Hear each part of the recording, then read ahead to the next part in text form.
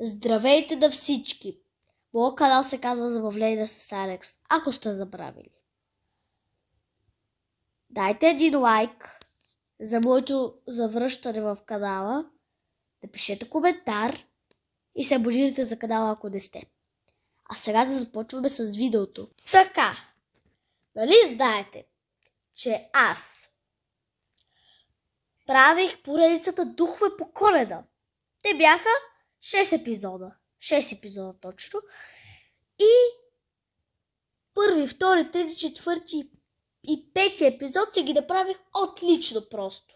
Вие сигурно сте ги гледали. Ако не сте, след това видео, то е много кратко, отивайте и ги гледайте. Така.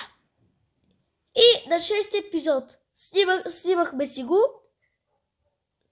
После като свърших, обработих си го целия клип, обаче накрая имаше един филтър, който този филтър не трябваше там да го има. Опитах се да го махна този филтър от този кадър, защото там не трябваше да има филтър. Обаче не можеше, просто не можеше. Така че приемете, че пети епизод е бил последния в Духове по Коледа. Така го приемете. Сега това беше видеото, за което да ви разкажа защо ми нямаше. Просто се отказах за няколко месеца.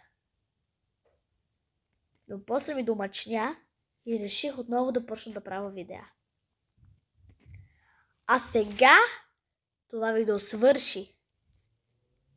И вече ще си качвам обичайните ми видеа, шортове, много по-забавни видеа. Чао!